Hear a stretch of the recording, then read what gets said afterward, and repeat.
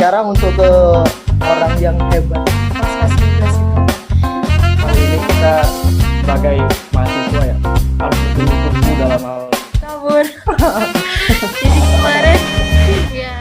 Oke, assalamualaikum warahmatullahi wabarakatuh. Selamat sore semuanya. Ya, jadi di sini ini pertama kali kita ketemu di One Frequency Show. Ya, jadi aku mau cerita-cerita santai dengan dua orang hebat dari pemuda-pemuda asal Sumatera Utara.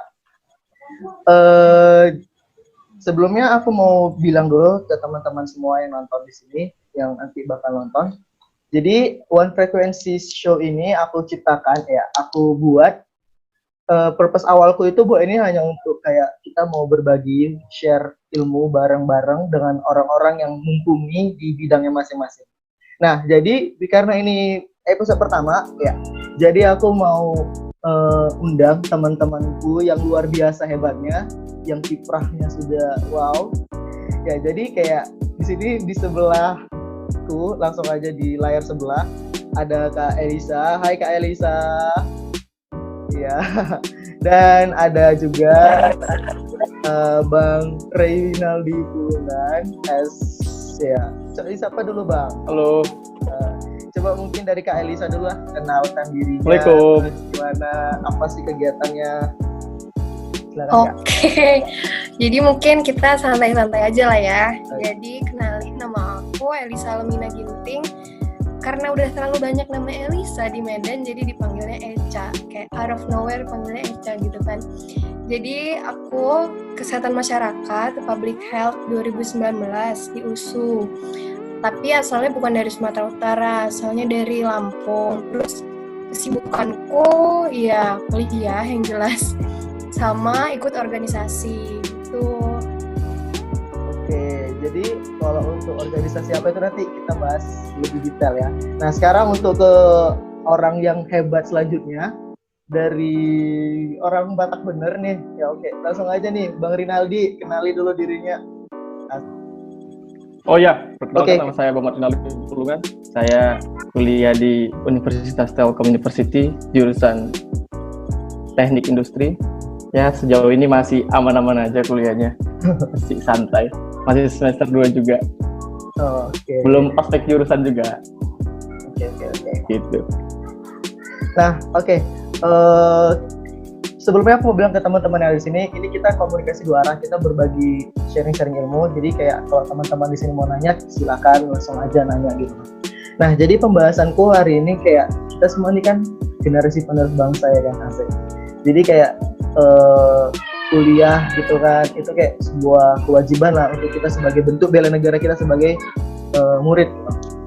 Jadi aku mau dengar nih cerita dari teman-teman di sini gitu, bagaimana sih struggle-nya gitu, kayak perjuangan teman-teman hingga bisa masuk di universitas dan jurusan yang teman-teman inginkan gitu. Karena kan banyak nih untuk adik-adik kita yang 2020 gitu, masih bingung milih jurusan atau sebagainya.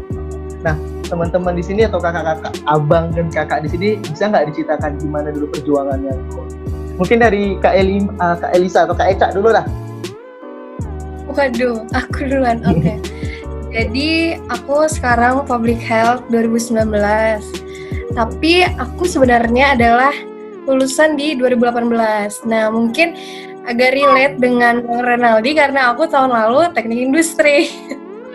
Oke, jadi mungkin aku ya sama lah ya kan, bulan Maret, bulan Februari itu pasti semua pada gencar undangan.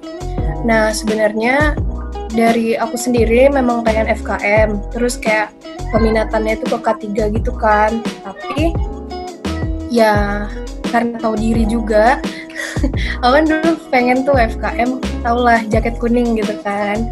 Masih apa sih, hype banget gitu kan anak-anak kelas 12 itu. Nah, tapi karena satu dan lain hal jadi kayak semacam dikuotakan yang mau daftar ke suatu jurusan, jadinya daftar yang di tempat lain. Waktu itu aku daftarnya sih ke IPB kalau undangan, tapi masuknya di pilihan yang selanjutnya gitu, di teknik industri di suatu PTN. Kalau aku mungkin struggle-nya sih selama menjalankan itu kan ibaratnya kayak itu bukan hal yang aku pengen banget gitu kan, bukan kayak yang benar-benar pengen gitu kan. Jadi ya tahulah rasanya menjalankan hal yang tidak kita inginkan gimana gitu kan. Terus mungkin yang the lowest point itu kayak sebenarnya aku anaknya talkatif gitu kan, tapi pas satu tahun kuliah itu oke, anaknya pulang kayak bener-bener gak ada komunikasi karena kayak bisa dibilang terjebak gitu kan. Nah sebenarnya sih dari segi matkul ya suka gitu kan, kayak ya ergonomi, terus kan masih yang awal-awal fisika kimia tuh kayak masih oke lah, masih santuy, masih asik gitu. Cuman kan kita kuliah nggak cuma 1 semester tapi 4 tahun kan, terus akhirnya karena banyak pertimbangan sana sini dan aku memilih untuk Ngulang itu juga sebenarnya FKM ini bukan pertama. Pilihan pertama aku masih adalah sekolah bisnis IPB sama kayak waktu undangan. Cuman kayak ya nilainya hanya gimana ya, tipis gitu sih. Jadi aku kan kayak semacam ada grup gitu. Aku tanya dong yang masuk. Ternyata cuman kayak selisih berapa poin sama nilaiku gitu, kayak nyesel sekali lah. Terus iya, tapi ya kemudian akhirnya masuknya di FKM USU gitu kan. Mungkin dari diri aku sendiri kayak rilis sih, lebih kayak rilis gitu kan. Jadi kayak terlepas dari yang ketidaknyamananku tahun lalu. Cuman beberapa orang mikir kayak, ada beberapa orang yang mikirnya upgrade gitu dari yang sebelumnya ke yang sekarang, tapi ada juga orang yang mikirnya downgrade, kok pindah malah makin bobrok lah, istilahnya kayak gitu kan. Cuman yang aku iya kan, cuman aku mikir aku nggak ambil posisi karena pertama orang yang ngomong bobrok itu pasti dia tidak dia nggak lebih tahu dari aku gitu, kenapa aku milih ini segala macam. Mungkin kayak kesadaran masyarakat, ngapain suster bukan, dokter bukan, farmasi bukan gitu kan. Cuman ya sebenarnya kesmas itu seru gitu, cuman karena orang itu kayak, aku sebenarnya tidak mendiskreditkan dokter, cuman kayak terlalu meromantisasi dokter gitu sih. Kayak kasihan juga kadang banyak orang tua yang maksakan anaknya jadi dokter gitu kan.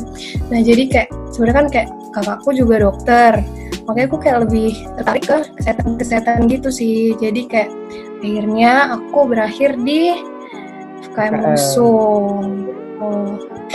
Ada sih alasan spesifik kenapa sih kemarin kepikir milih di USU gitu? Kenapa nggak di daerah kakak asal di Lampung gitu? Oke. Jadi kalau aku sendiri kenapa milih FKM USU, bisa dibilang itu tuh pertimbangannya nggak selama mempertimbangkan yang dan pertama gitu. Karena kan dan pertama memang dari kelas 12 udah pengen gitu kan. Jadi pertimbangannya itu adalah pertama jelas akreditasi.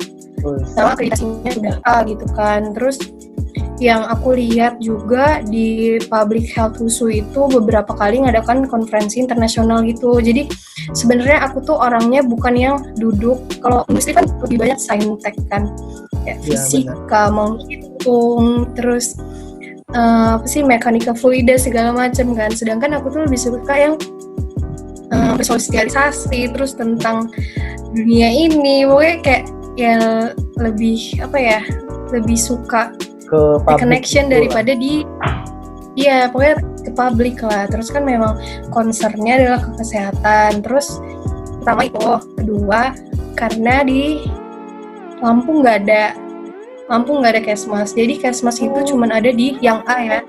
Kalau if I'm not mistaken yang A itu USU, Andalas, UI, UNER,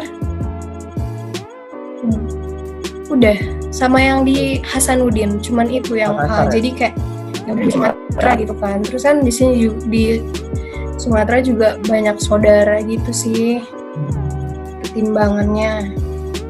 Oke, jadi gitu ya guys. Gitu. Perjuangan Kak Eca hingga akhirnya bisa sampai mendarat di Tanah Batak alias Kota Medan di USU.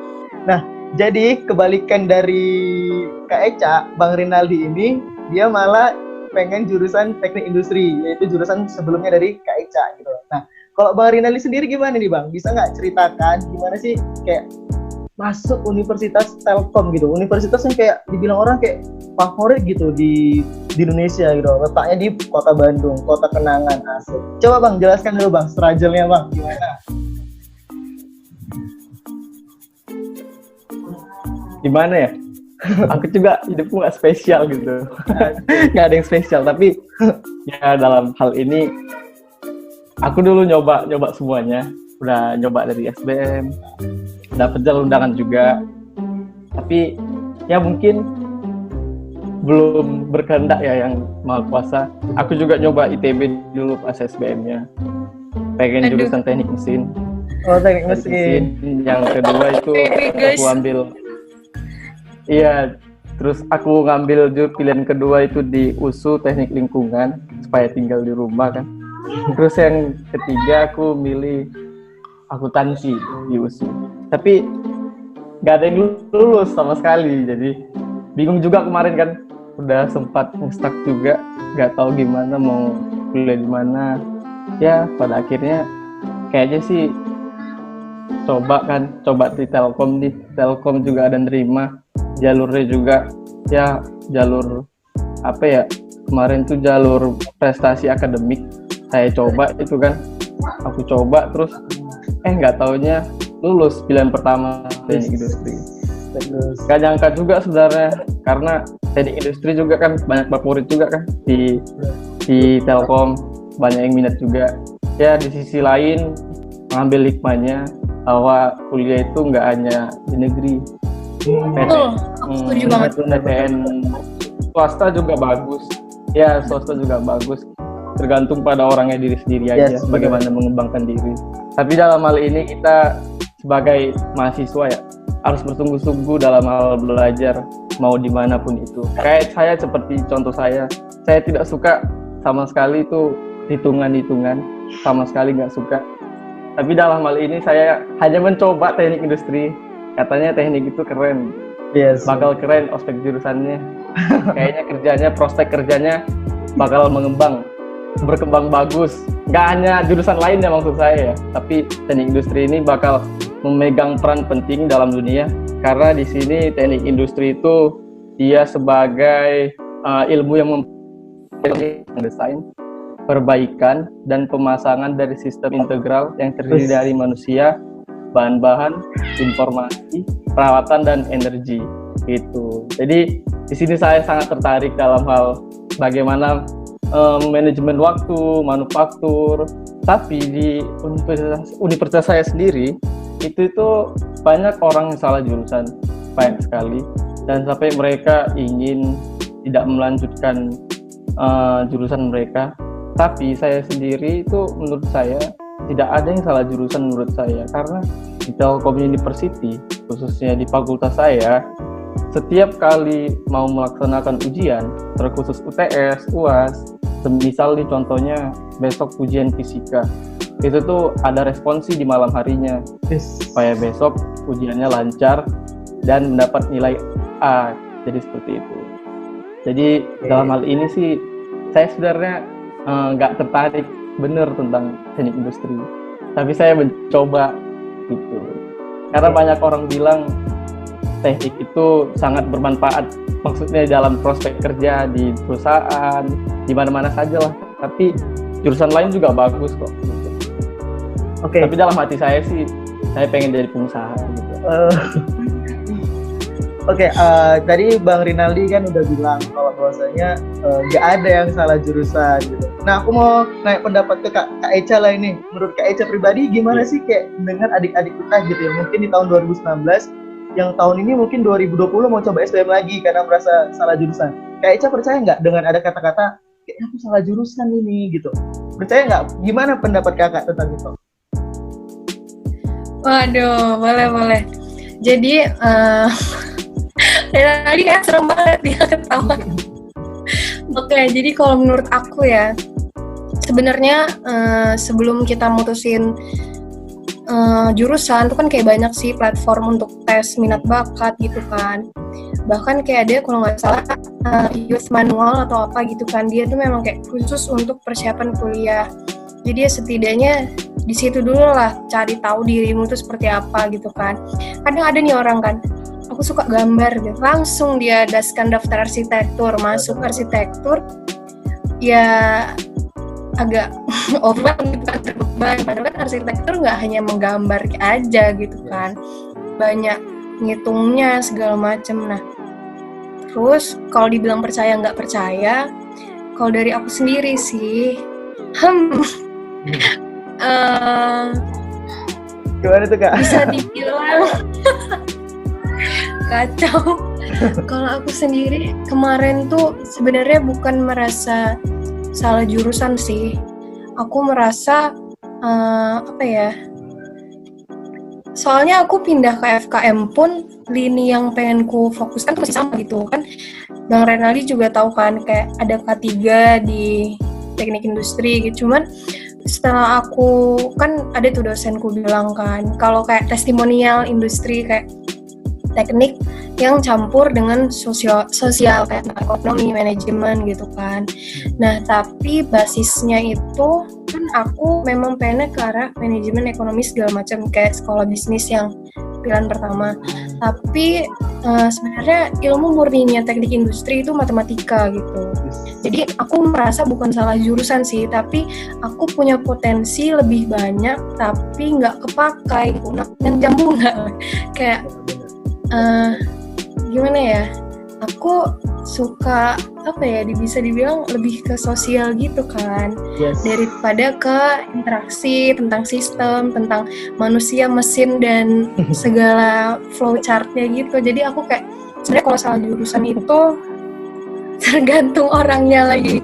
Kalau dia merasa kayak terjebak gitu kan, karena susah banget matkulnya segala macem, ya itu mungkin bisa aja kalau dia sadar kayak aku punya hal yang bisa dikembangkan, cuman kayaknya di sini tidak memprovide aku untuk itu gitu. Jadi kayak dia memilih tempat lain gitu.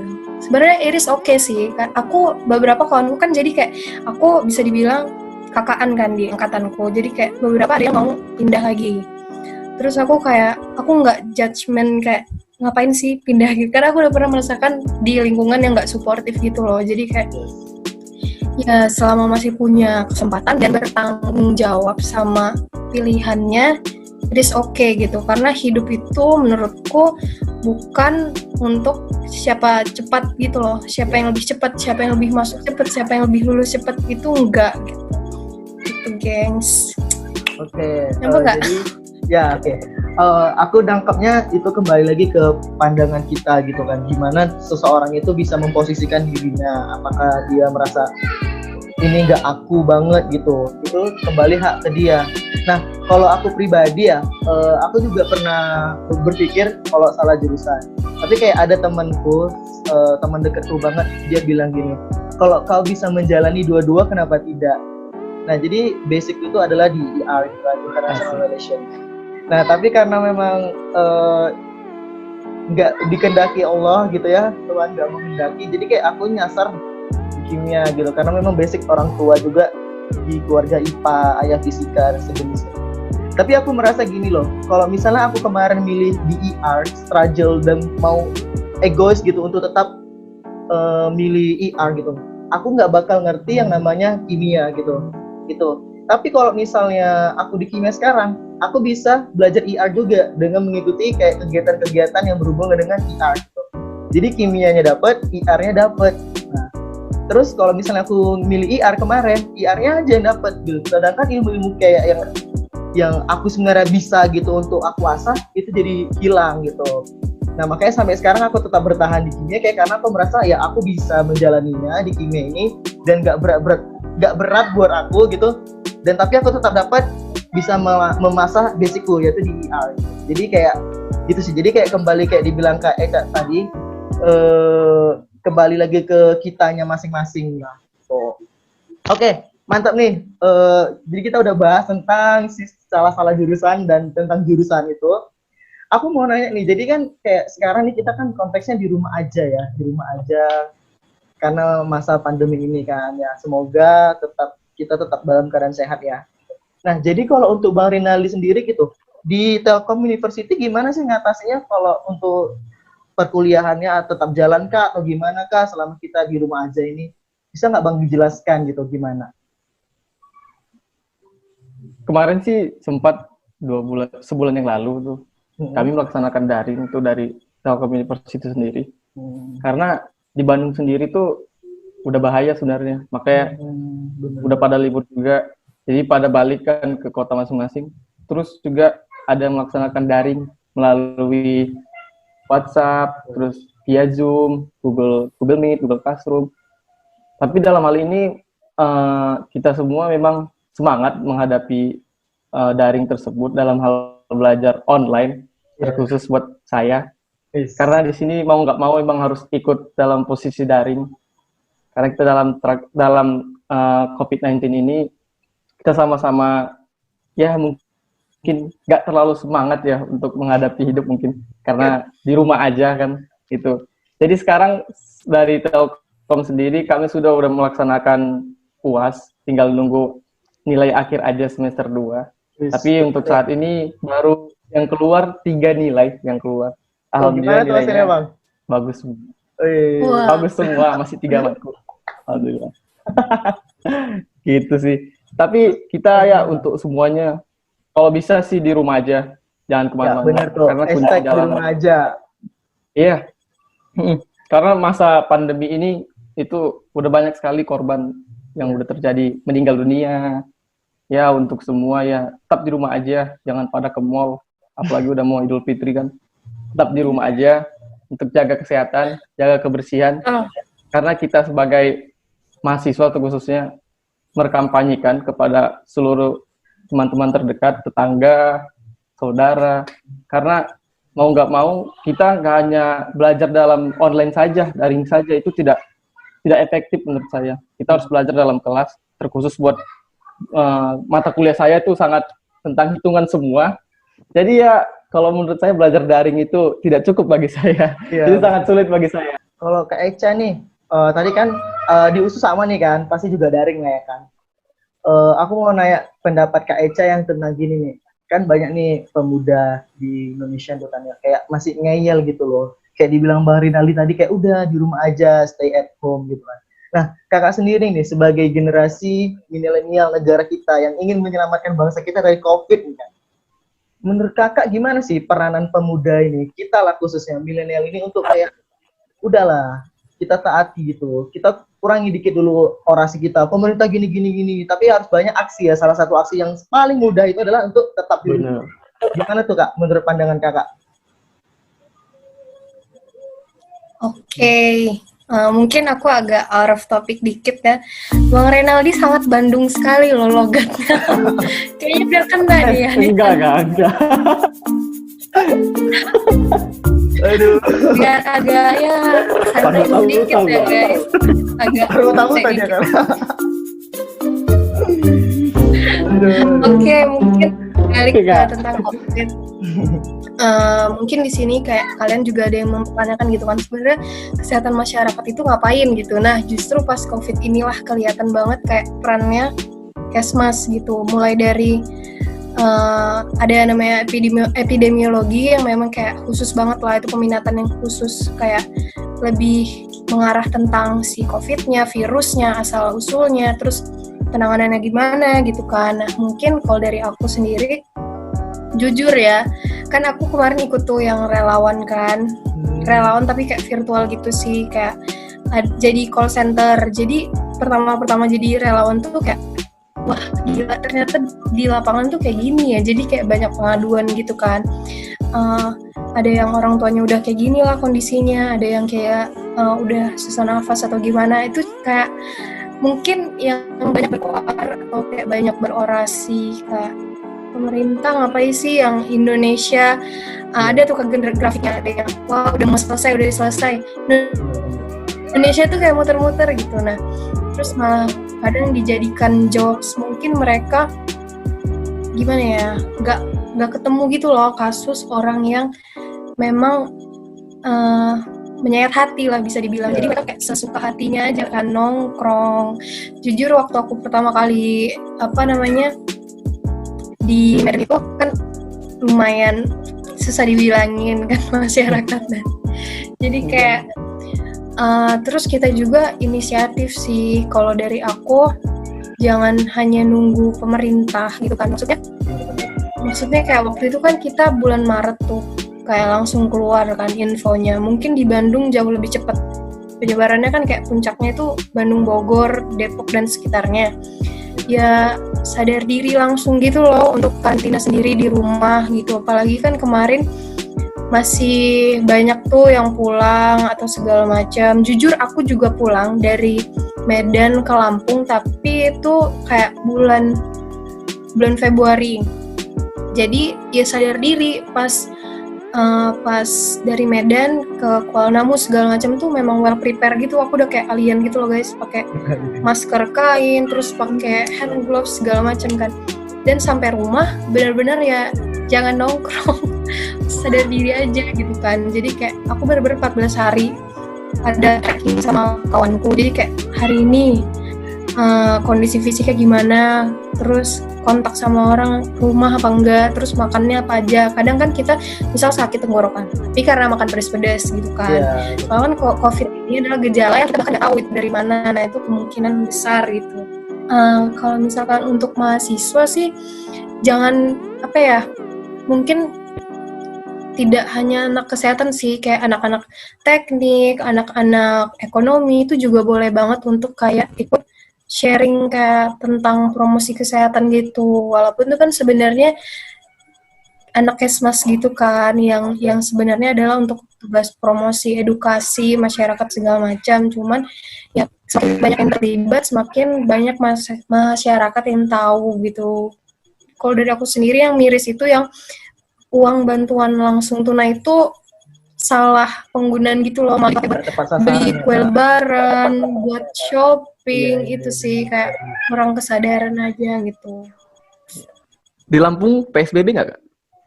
Kalau di Lampung, kalau boleh jujur, aku masuk di tahap cabin fever. Cabin fever tuh kayak semacam stres gitu. Jadi untuk beberapa saat ini aku off dari dunia relawan dan baca berita.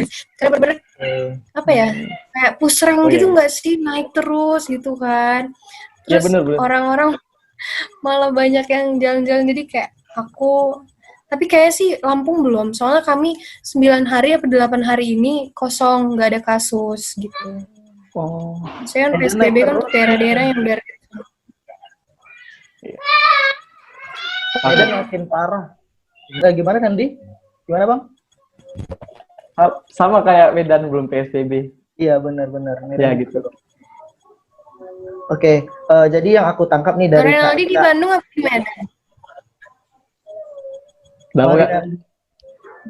Di Bandung apa di Medan? Sekarang. Lagi di Medan, Kak? Iya, kan udah balik. Aku orang Medan, Kak. Ya, mana tahu kan dia nggak bisa pulang katanya. Oh, iya. PSBB. Benar. Oke, dilanjut. Oke, jadi kan aku udah dengar nih pendapat dari Kak Eca mengenai peranan mahasiswa untuk kita lah, khususnya pemuda gitu kan, untuk memerangi COVID ini. Nah, terus Kak, banyak orang yang ngeyel nih kan, untuk Abang Renaldi juga banyak yang ngeyel gitu. Kenapa sih kita di rumah aja bosan, nggak bisa ngapa-ngapain, nggak bisa kreativitasnya nggak ada. Jadi kan teman-teman yang nonton, aku mau kenalin dulu ya rekan jejak dari pembicara hari ini. Yang pertama itu kayak aku sangat apresiasi kali gitu. Kak Eca ini jadi dia adalah Customer International Relation Manager OGP ISEC in USU. Nah, teman-teman kalau belum tahu apa itu ISEC, itu teman-teman bisa search gitu ya. Jadi ISEC itu kayak pokoknya keren banget. Aku nggak mau mendoktrin, teman-teman bisa baca aja langsung apa itu ISEC di Google ya. Nah, dari sedangkan Bang Renaldi ini dia mahasiswa teknik industri ya di Telkom. Dia masih mahasiswa baru, tapi kiprahnya sudah banyak gitu. Dia pernah juga ikut coba LKTI ya, seperti mahasiswa yang struggle lah gitu untuk mencetak prestasi gitu kan. Nah, aku mau tanya nih Kak untuk Bang Rinaldi dan Kak Eca gitu. Apa ya coba menurut Kakak kegiatan apa coba yang bisa kita lakukan di rumah gitu kan?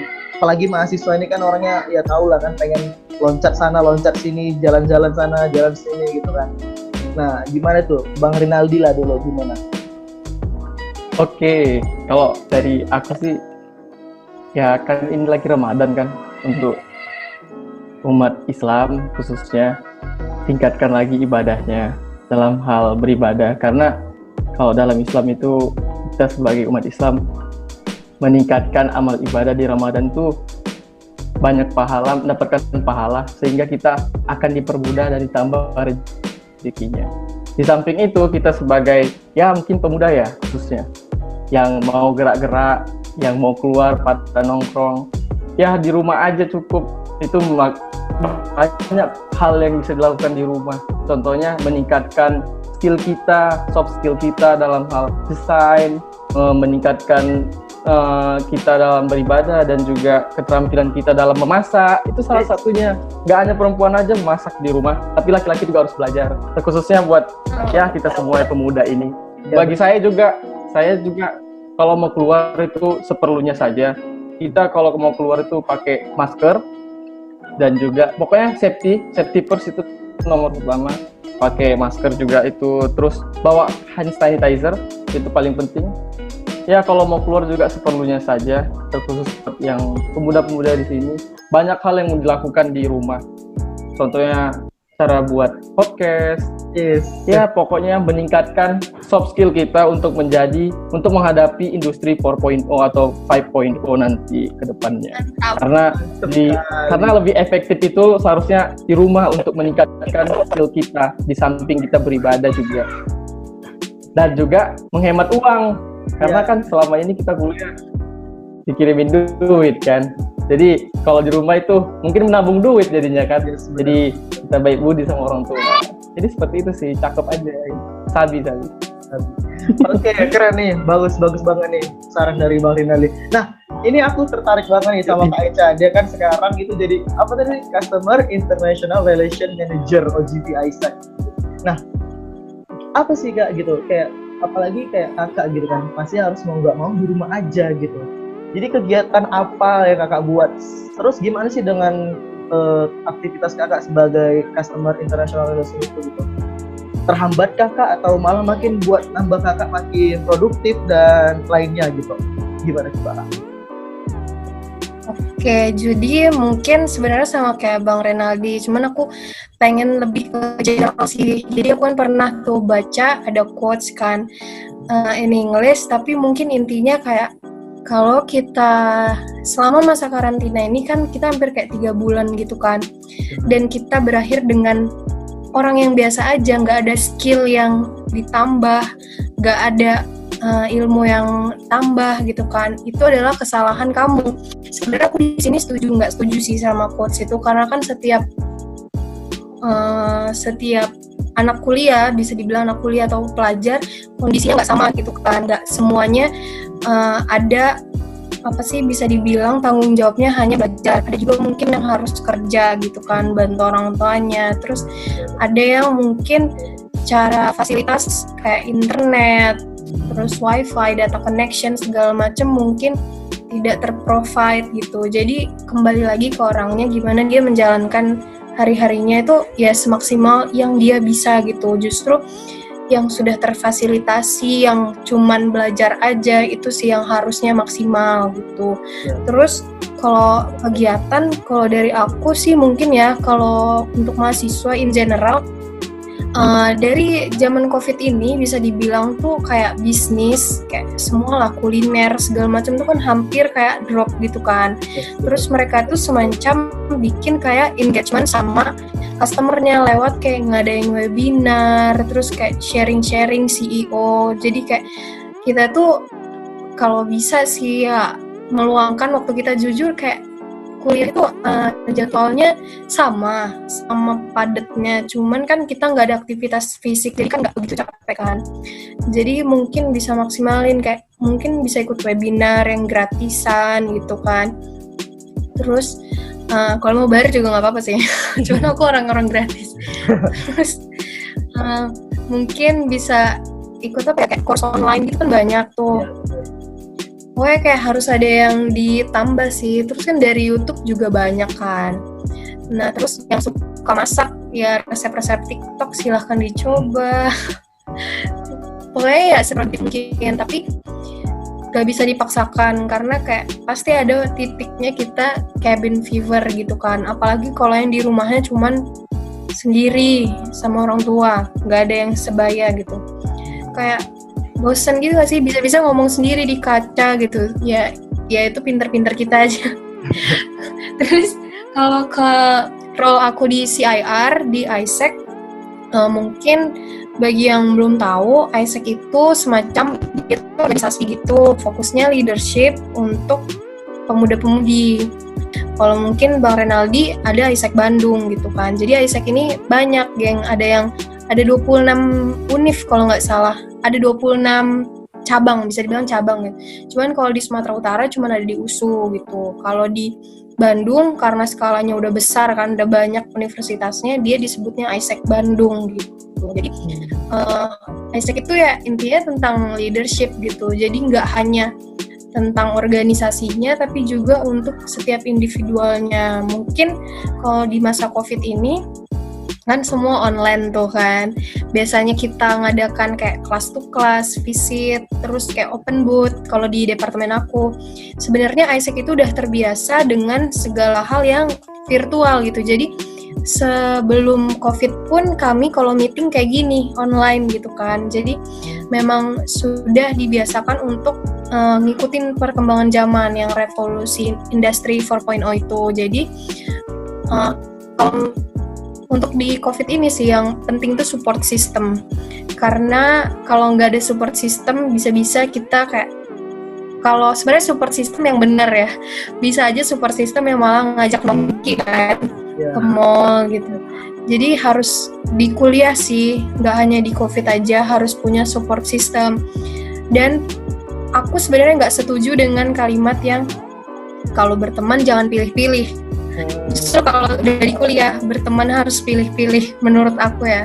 Benar-benar. Karena sebenarnya ini untuk lingkup yang kayak dia untuk bisa mempengaruhi hidup kita gitu loh, kayak berperan di hidup kita itu harus pilih-pilih. Cuman kalau kayak untuk kawan ngobrol, kawan-kawan biasa, kawan belajar itu jangan pilih-pilih. Cuman kayak yang bisa ngambil peran di hidup kita tuh hanya beberapa, nggak semua orang gitu loh, biar Kawan dekat kita lagi tidak apa ya?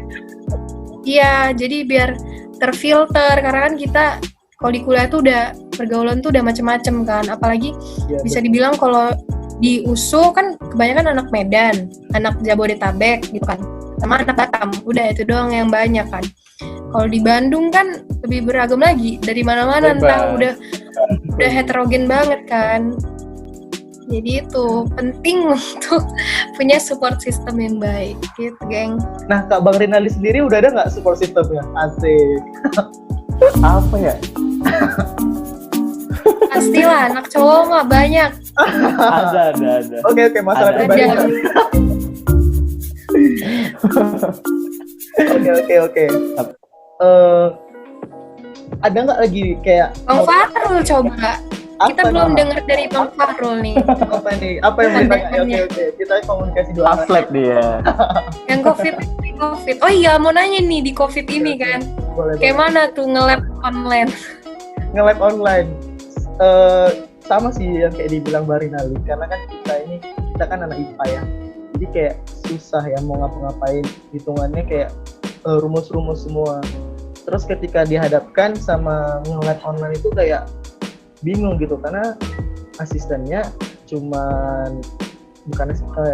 cuma dikasih materi karena kan keterbatasan ruang dan waktu gitu loh, ruangnya, jadi nggak bisa 100%. Soalnya COVID-19 ini nggak tahu kapan berakhir, bro. Jadi ya persiapan diri aja. Mau gimana caranya? Apa kata pemerintah ya kerjain aja. Apa kata Kemendikbud juga. Ya kita harus taat lah pokoknya. Bener. Supaya nggak ada korban lagi. Ke Bandung lah, ke Bandung. Iya, pengen banget Bentar loh. kita. Kemarin tuh sebenarnya ada National Conference ISEC di Bandung. Udah beli tiketnya, tapi sakit H-2, jadi nggak berangkat. Gitu. Ya sayang banget ya tiketnya. Aku sayang tiketnya sih. Sayang tiketnya. Banyak sih di TLU. Yang, oh iya aku mau nanya nih. Boleh. Kedua kalian ya. Kita kan kayak bisa dibilang biar relate dengan judul kita, biar nyambung aja gitu. Pernah nggak sih kalian mimpin? Pasti pernah kan memimpin gitu. Apa aja deh, mau mimpin kelompok atau mimpin lomba atau ya project leader bisa dibilang gitu kan. Kalian pernah nggak sih gagal gitu? Atau nggak hanya dalam memimpin, kayak misal dalam anggota pun kalian pernah nggak sih gagal menjalankan sesuatu? Terus kalau pernah tuh, gara-gara apa? Internal atau eksternal? Terus gimana sih cara kalian tuh, apa ya, bisa dibilang solusinya lah dari kegagalan kalian tuh biar kalian tutupi gitu. Gimana gitu? Pernah nggak? Mungkin Bang Rinaldi nggak bisa. Dari Bang Farul nih, kayaknya udah mau jawab dia. Dari tadi udah gini. Bang Rinaldi bisa kan? Bang Rinaldi dulu lah. Bang Rinaldi. Siapa aku dulu? Iya, Bang Rinaldi. Pernah ada di teknik industri kan, mata kuliah pengantar teknik industri. Terus ada ininya, industrial game gitu. Jadi kita bangun perusahaan kayak enterprise gitu. Terus buat namanya. Nah, habis itu kita punya anggota. Nah, di situ tuh posisinya aku sebagai ketuanya. Jadi aku punya anggota, itu punya sekretaris, bendahara, dan juga punya anggota internal maupun eksternal. Nah, dalam hal ini kami mempunyai visi dan misi, tapi yang paling utama itu kami mempunyai misi supaya peringkat pertama dalam industrial game itu. Ada beberapa peserta banyak, dan kami ya peserta yang mempunyai kemauan tinggi untuk menang. Dalam hal ini, dalam game ini, siapa yang memimpin banyak modalnya ini banyak untungnya, di situ yang menang. Nah, posisinya kami kemarin udah posisi 3 kalau nggak salah. Terus satu lagi transport aku, maksudnya logistik aku itu ngantar barang ke suatu perusahaan luar negeri, tapi barangnya jatuh. Nah, di situ kami rugi besar dalam hal ini, sehingga kami merosot ke posisi, kalau nggak salah itu posisinya udah ke bawah sekali, karena dalam hal ini tidak ada yang disalahkan, tidak hanya logistik yang disalahkan, karena mungkin kurang konsentrasi aja dalam menghadapi ya masalah seperti itu. Mungkin dia tidak berpikir bahwa game ini tidak mudah bagi semua kalangan dalam teknik industri itu, tapi kami dalam perusahaan itu membimbing, mengajak teman kami yang sebagai logistik tadi untuk tetap semangat dalam mengantar barang tersebut, karena dalam hal ini kita sebagai mahasiswa khususnya teknik industri kami saling untuk membantu satu sama lain dan juga saling mendukung, karena itu hanya bagian dari game, tidak bagian dari sebuah pekerjaan. Dari dalam hal ini kami dapat menutupinya, sehingga pada akhirnya kami waktu itu berusaha semampu kami untuk menjual barang ke perusahaan luar negeri lagi, karena perusahaan luar negeri itu lebih menguntungkan, lebih banyak ketimbang perusahaan lokal. Nah, karena di sini mungkin barang kami yang kami buat tuh sangat diminati oleh perusahaan luar negeri, karena kami membuatnya dengan modal yang sangat besar, sehingga kami mendapatkan keuntungan yang besar. Dan pada akhirnya kami berada di posisi kelima kalau nggak salah, tapi tetap 10 besar. Tapi ya mungkin nggak hanya perkara barang jatuh tersebut kami tidak posisi pertama, mungkin karena kami yang tidak saling mendukung, saling bekerja sama dengan baik, sehingga tidak terjalin bekerja sama yang ya menurut saya tidak efektif, sehingga kami mendapatkan kesalahan yang sangat fatal menurut kami. Ya, tapi untuk kedepannya, untuk selanjutnya kami akan berusaha lebih keras lagi, sehingga kami menjalin kerjasama dalam hal membangun enterprise kami, perusahaan kami, di dalam teknik industri dan untuk kedepannya lagi. Mungkin seperti itu sih pengalaman saya. Aku dapat ya walaupun gagal tapi nggak saling nyalahkan sih, itu yang penting kan, biar kita langsung overcome with solution lah, langsung ada solusinya. Terus nih kalau dari Bang Farul gimana? Lo udah sampai negeri sebelah cuy. Aku boleh nggak cerita tentang pribadi aja nih, soalnya aku kayak kalau untuk masalah aktivitas sama teman-teman kayak suatu keorganisasian tuh kayak insya Allah lancar-lancar aja sih gitu. Masalah pribadi. Jadi kalau aku pernah banget di posisi aku tuh gagal dan aku kayak gimana untuk bangkitnya tuh gini. Jadi kayak masa SMA itu aku kan masih gencar-gencarnya sama jurusan IR gitu kan, International Relation. Jadi kayak aku merasa kayak aku bilang di awal tadi salah jurusan dan sebagainya. Jadi ketika aku masuk di jurusan kimia, dan itu kayak untuk awal-awal itu kayak aku merasa aku orang paling sial sedunia, karena kayak apa sih ini yang dipelajari gitu kan, apa itu atom, aku nggak ngerti, karena aku orangnya kayak aku nggak mau percaya kalau nggak aku nampak gitu, karena kan nggak bisa kan, dosen-dosen juga jelasin atom itu gini, tapi nggak bisa ini loh atom gitu, nggak bisa menunjukkan real gitu, bukan nggak bisa tapi nggak mungkin di perkuliahan ditunjukkan. Jadi kayak aku tuh kayak apa sih yang aku pelajari hal tabu gitu, yang bukan tabu, maksudnya kayak nggak bisa aku lihat kejelasannya gitu. Jadi ya aku akhirnya belajar gitu. Jadi kayak akhirnya kayak aku bilang aku mencoba untuk masuk ke kegiatan-kegiatan yang berhubungan dengan IR banyak ya, salah satunya kayak kemarin di Malaysia, terus juga kalau nggak di Pospen aturan berangkat ke Jakarta juga sama ke Bandung ya kemarin, tapi kan ditunda karena COVID ya gitu. Jadi aku pernah aku merasa ini waktu di KL kemarin gitu, orang tua aku bahkan nggak tahu, dan ini akhirnya tahu karena mereka dengar. Jadi kayak aku tuh kayak gini, waktu sampai di bandara itu tengah malam, aku belum pernah sama sekali ke luar negeri dan aku bingung mau kemana, dan itu udah tengah malam dan aku nggak tahu bus dan aku belum ada nukar uang sama sekali, dan aku juga bawa uang sedikit gitu kan. Terus ketika aku sampai bus, aku jumpa sama kawanku yang aku kenalan gitu. Jadi dia bawa aku ke KL Center untuk menuju hotelnya. Dan waktu dari KL Center itu pusat mereka ke hotel itu kami naik Grab gitu. Dan di Grab itu aku ngeletak laptop, tas semua, paspor, uang itu di belakang. Dan aku lupa waktu sampai aku lupa ngambilnya gitu. Dan aku tuh kayak bingung gitu loh. Aku nggak tahu aku mau ngubungi siapa ini coy gitu. Sumpah itu aku bingung. Dan itu kayak aku posisi benar-benar mau nelpon orang tua, takut dimaki, takut dimarahi pasti itu ya kan. Apalagi orang tua pasti khawatir ya. Itu aku sumpah, itu hal bodoh yang pernah aku lakukan. Aku melupakan laptop, paspor, duit semua, aku lupa. Dan kayak teman aku orang yang di Malaysia ini juga sama-sama nggak ngerti kan, karena dia itu juga nggak pernah naik transportasi umum gitu. Jadi aku bingung, aku situ mau nangis, dan posisi itu udah jam 3 malam dan aku belum ada tidur, belum ada ngapa-ngapain. Pokoknya aku udah bingung banget di situ. Dan langsung pas hari itu juga kebetulan kali nggak tahu ada pemeriksaan dari pihak polisi Malaysia gitu, karena katanya di sana banyak imigran gelap gitu. Jadi setiap orang nggak punya paspor itu dibawa ke kantor.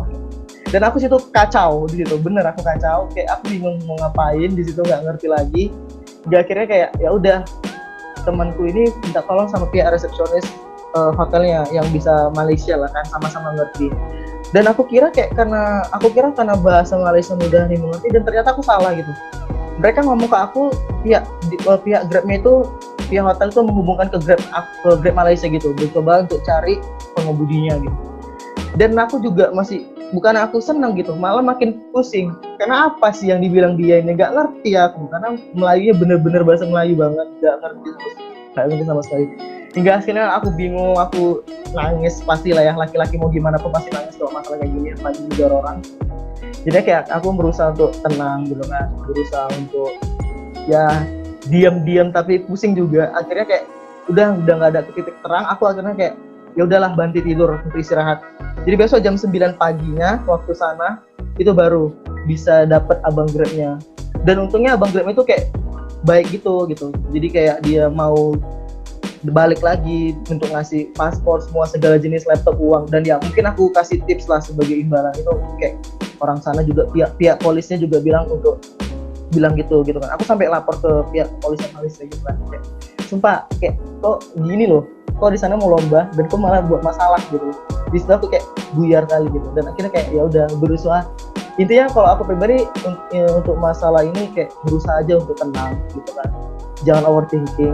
Tapi aku selalu overthinking, jadi kayak seperti itu. Jadi kayak dibilang kakak juga sebelumnya, harus ada punya partnership yang benar-benar support. Dan alhamdulillah kayak temanku yang di Malaysia itu support gitu, mereka bantu dengan segala jenis pengetahuan mereka tentang kalau gimana paspor hilang gini ya. Jadi seperti itu, akhirnya memang balik lagi. Sempat buat aku down karena polisi imigrasi gitu, aku nggak ngerti apa namanya, sedang merazia gitu, dan sempat mau minta perlindungan ke KBRI kemarin tuh, saking paniknya saat itu.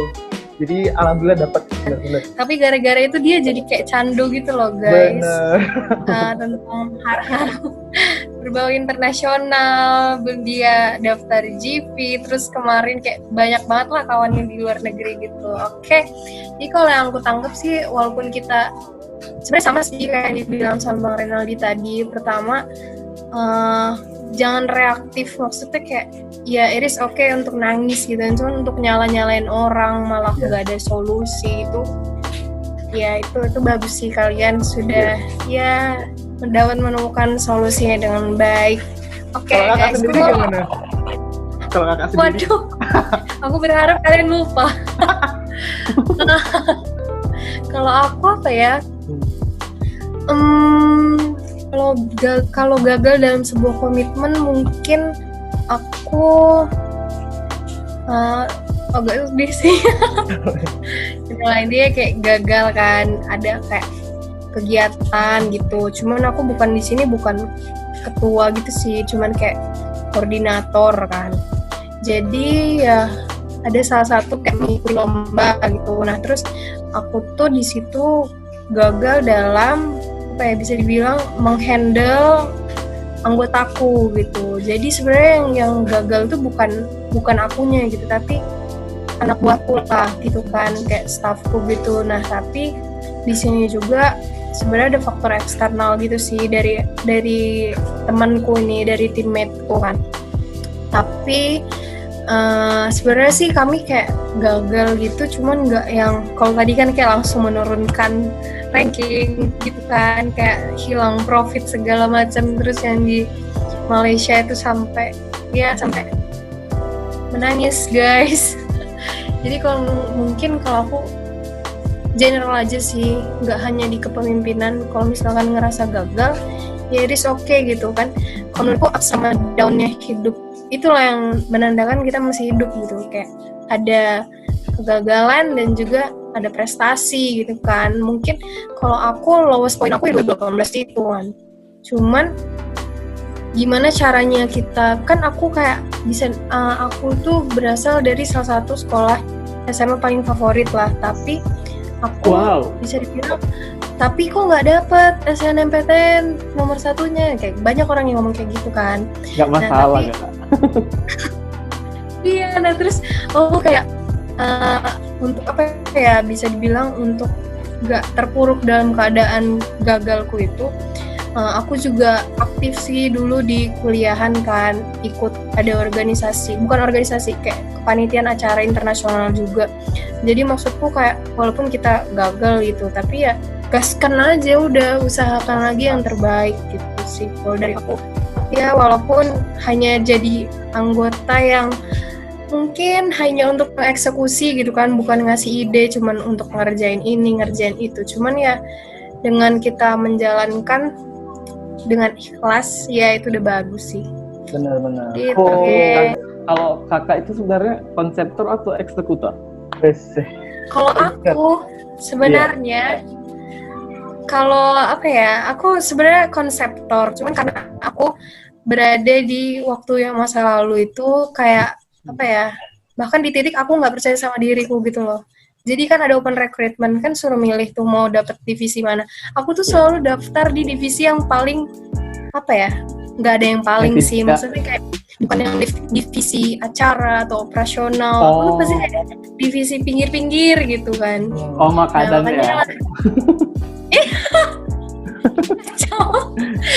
Ya ada divisi, jangan disebut ya guys. Iya.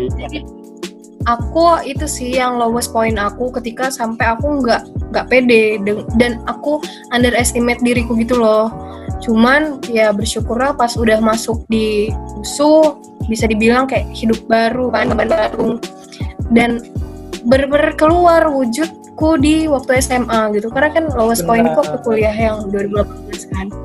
Makanya lah terus bersyukurnya sih dapat masuk di ISEC, terima ISEC juga kan kayak mereka tuh support sih. Makanya aku kemarin wawancara jangan kabur. Jadi kemarin ya mereka sih yang juga, karena aku pernah dengar kan satu hal yang manusia nggak bisa itu adalah manusia itu melihat dirinya sendiri gitu. Nyambung nggak? Jadi kita harus butuh orang lain gitu untuk ngelihat potensi kita gitu. Oke guys, for your information ya, jadi Kak Eca ini adalah manajerku. Jadi dia lah yang manajernya Ru. Jadi Kak Eca ini lah yang ngurus semua asuransi, semua lah pokoknya yang berhubungan dengan antar nanti. Karena ini masih prospek. Terima kasih Kak Eca, come on. Jadi juga udah jam 5 ya guys. Sebenarnya aku pengen ngobrol banyak dengan dua orang hebat ini guys. Tapi ya kita harus dipisahkan lagi oleh waktu. Memang waktu ini semua biarlah waktu menjawab. Jadi aku mau kasih sedikit ya kesimpulan tentang kita pemuda. Kita adalah pemuda. Jadi kita lah ntar yang akan menjadi pengganti para pemimpin-pemimpin di atas sana, itu asik. Tapi kalau misalnya kita dari sekarang pemudanya udah yang kayak acuh tak acuh, yang masa ceritanya bodoh amat dengan semua kejadian yang ada, nggak peka terhadap lingkungan gitu ya, yang nggak pasti gitu, masa depan negara kita itu akan lebih hancur daripada yang kita bilang sekarang gitu, karena persepsi orang itu beda-beda. Nah, untuk teman-teman gitu ya yang melihat video ini yang mungkin masih mau masuk kuliah ataupun berada di titik gagal gitu kan, aku cuma mau bilang gitu, aku dapat quotes ini dari salah satu idolaku, Bang Jerome Pauline, sebut aja mereknya karena benar beliau itu sangat menginspirasiku banget. Banyak jalan menuju Roma gitu kan, tapi Roma yang kita pilih itu belum tentu sesuai Romanya Tuhan yang kasih. Bisa saja sekarang Anda berada dalam fase Roma yang diberikan Tuhan gitu kan? Jadi jangan khawatir gitu, pasti pilihan Tuhan itu lebih baik gitu. Jadi banyak cara menuju Roma, dan sekarang Anda berada di fase menuju Romanya Tuhan, dan percaya aja, jalani aja, itu pasti bakal indah pada waktunya. Jadi kalau gagal itu kayak orang gagal itu, menurutku orang hebat itu adalah orang yang bisa bangkit dari kegagalannya. Itu baru orang hebat. Aku sih kalau kita dalam menghadapi masalah itu rintangan, ya petualangan hidup itu tuh kita jangan lupa sama Tuhan kita masing-masing.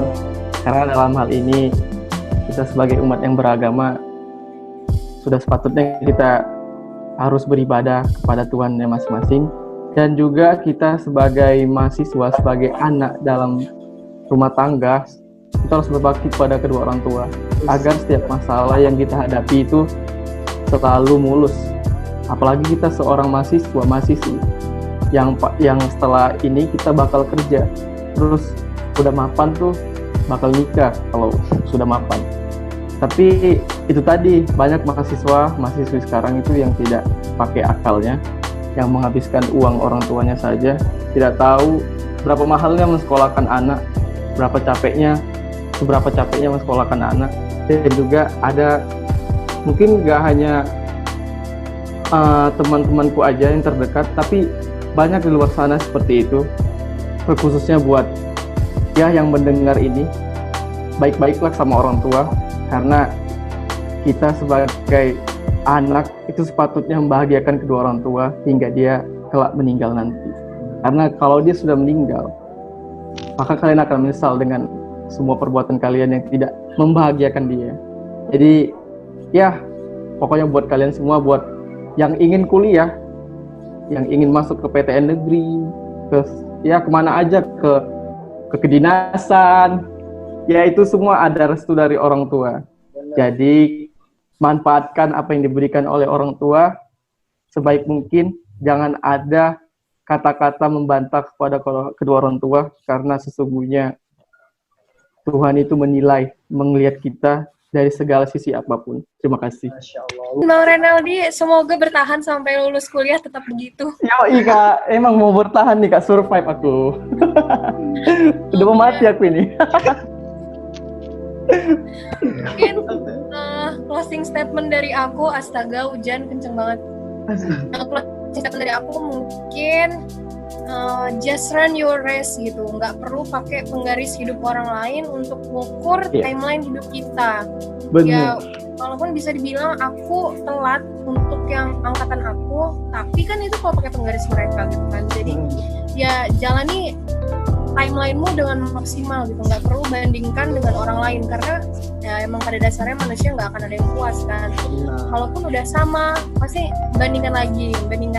Jadi di sini ya just run your race gitu guys, dan ya do your best. Mantap kali guys closing statementnya. Cool. Jadi teman-teman, sahabat One Frequency Show, asik. Jadi keren kan bintang tamu hari ini ya, ada Kak Echa dan ada Bang Renaldi. Semoga apa yang kita bicarakan hari ini bisa bermanfaat buat kita semua dan menjadi batu loncatan kita untuk menjadi manusia yang lebih baik ke depannya. Amin. Oke.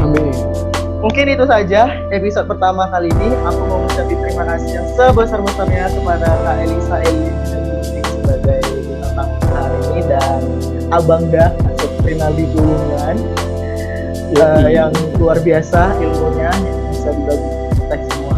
Oke, terima kasih semuanya dan selamat jumpa. Sampai jumpa. Oke.